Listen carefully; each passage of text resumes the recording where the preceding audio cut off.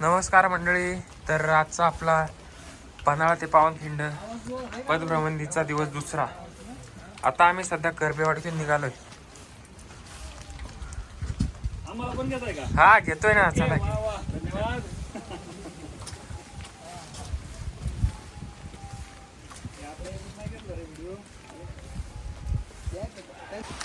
आता आपण करपेवाडी सोडून पुढे निघालोय आंबेवाडीच्या दिशेने. वाटेत गारा बघू शकता किती. गाऱ्यात गारा आणि गारात गारा, गारा गारा गारा, नुसता चिखल.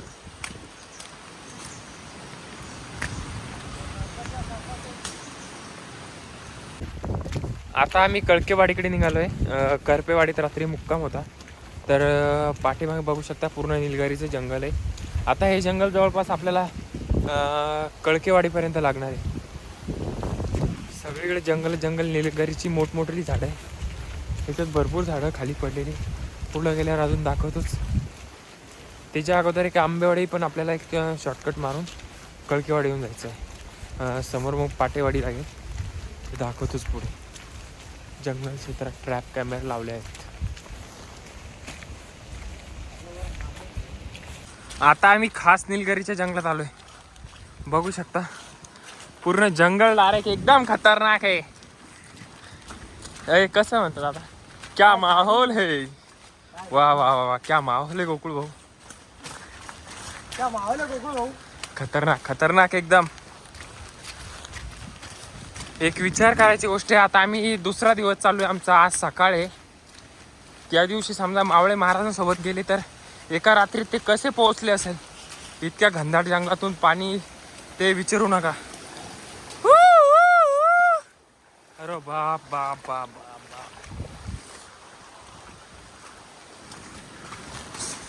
हे पळ. आणि इथं काय पावसाचा धुमाकूळ इतका घातलाय की हे झाडं बघू शकता तुम्ही कसे खालून डायरेक्ट जमिनीतून निघले. त्याच्यामुळे आमचा रस्ता पूर्ण दाबलाय. हे आम्ही आता कुणीकडून पण वाट शोधून डायरेक्ट पुढे चाललोय. लय पडलो होतो यार मी. खतरनाक डायरेक्ट. तुम्हाला तर काही दिसलो नसेल, पण मग कॅमेरा जसा फिरला तसं तुम्हाला कळलं असेल. आणि पुढे आपली मंडळी चालली आहे. लय सकाळी पटकन निघाली ती. आता सकाळचे जवळपास 8:30 वाजले. आणि आता पाऊस चालू झालाय. झाले 2 घंटा त्यापासून चालतोय, पण पाऊस काही नव्हता. आता पाऊस चालू झालाय. आपला फोन आता आपल्याला बॅगेत टाकणं पडेल. अरे बाप, काय जंगल आहे खतरनाक.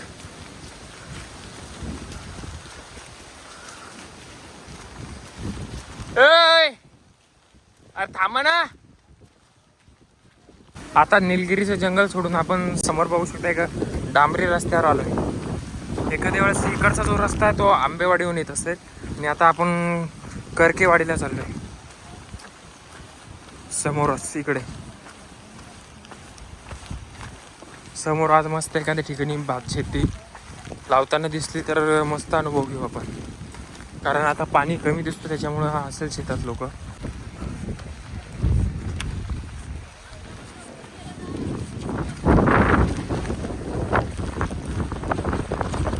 आता आपण एका पठारात सापा म्हणजे एका पठारावर आल्यासारखं आहे. कारण मोकळा रस्ता आहे सगळीकडून. बघू शकता वाट सुद्धा.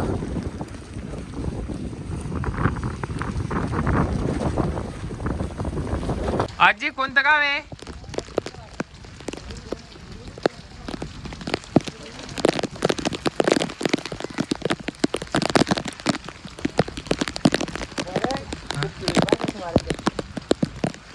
खतरनाक आहे रे.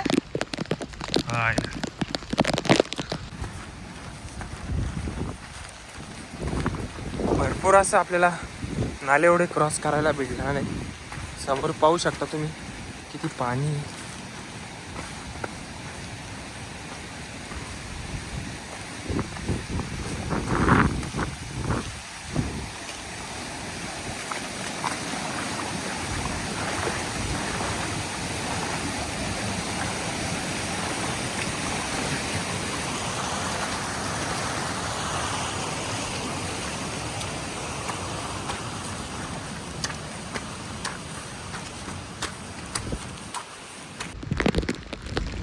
आता बघू शकता आम्ही खुटाळवाडी सोडून पाटेवाडीकडे निघालोय आणि पाऊस कंपल्सरी पडतोय जोराने. बघू शकता समोर किती पाणी पडतोय. खूप खतरनाक अनुभव राहणार आहे हा आमचा पन्हाळगड पावनखिंड. ऊन वारा पाऊस सगळे संकट पार करत आम्ही महाराजांच्या एका ऐतिहासिक वाटेची ट्रेक करतोय. निर्मल वारी, पंढरीची वारी.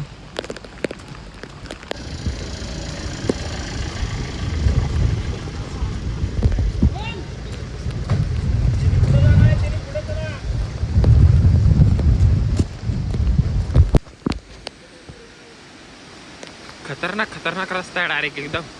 आता पुढं बघा किती पाणी वाहत आहे एका साईडने. आम्ही पाटेवाडीच्या भरपूर पुढे आहोत आता. असे तर असंख्य ओढे आम्ही पार केले.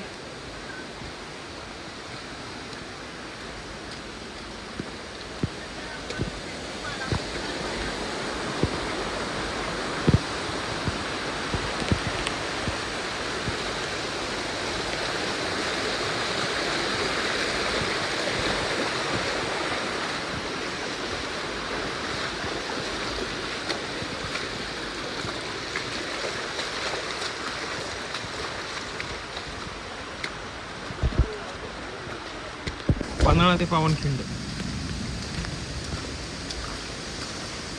आतापर्यंतच्या ट्रेक मधला हा सगळ्यात मोठा ओढा आपल्याला लागलेला आहे.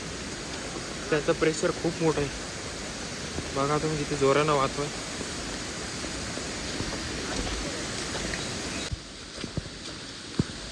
वाव, अति सुंदर.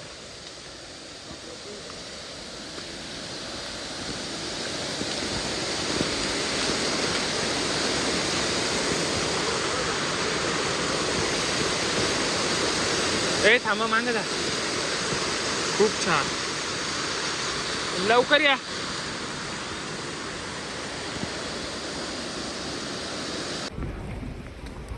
आता आम्ही पाटेवाडी सोडून एक जंगलाचा जवळपास 15-20 किलोमीटरचा टप्पा पार केला आहे. समोर आता एखादं गाव जोपर्यंत लागत नाही तोपर्यंत आम्ही थांबणार नाही.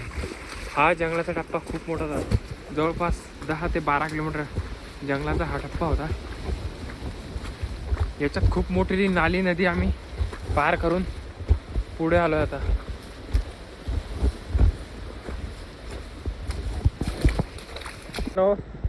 आता आम्ही पोहोचलोय धनगरवाड्याच्या पुढे. एक काळेवाडी नावाचं गाव आहे, त्या गावात आता पोहोचलोय आम्ही. इथून पुढे फक्त आपल्याला पांढरपाणी गाव लागेल आणि मग नंतर लगेच पावनखिंड. तर कसा होता तुझा ट्रेकचा अनुभव वैभव? एकदम मस्त होता, पण तू माहिती गेला तर मी नक्की सांगेल. मी तुला विचारायला पाहिजे प्रश्न, तरी पण मी तुला विचारतोय. समजा चांगला होता, अप्रतिम होता. वाटेत खूप पाणी लागलं, जंगल लागलं, सगळ्या संकटांना पार करत आणण्याचा धबधबा दाखवले त्याच्याजवळ झाला. आता एक छोटासा धबधबा इथं तयार केलेला आहे. सामान्य धबधबा. हे बघा किती मोठा धबधबा आहे हा.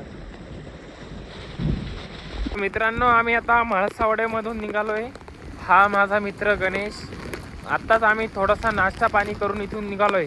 आता आम्ही सरळ भेटूया आपल्याला पांढऱ्या पाणीपाशी, कारण आता पाऊस खूप चालू झाला आहे. त्याच्यामुळे मोबाईलला आम्हाला ठेवणं मध्ये गरजेचं आहे आणि आपली क्लिअरिटी सुद्धा चांगली दिसत नाही. आपण त्याला पट्टी लावली आहे त्याच्यामुळे. तर चला भेटूया पुढे लवकरच. आपण हायवेपासून थोडंसं मध्ये चाललोय, जिथं छत्रपती शिवाजी महाराज आणि बाजीप्रभू देशपांडे यांची शेवटची भेट झाली होती. तो क्षण इथे एखाद्या वेळेस दाखवलेला असेल, ते आपण पुढे जाऊन बघू आणि तसंच पुढे पावनखिंडसाठी निघून जाऊ. इथंच आहे का?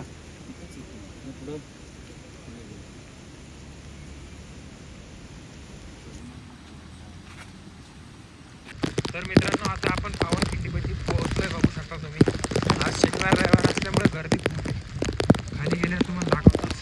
पाऊस सारा सकाळचा चालू आहे जवळपास, आता पण पाऊस चालूच आहे इथे मध्ये.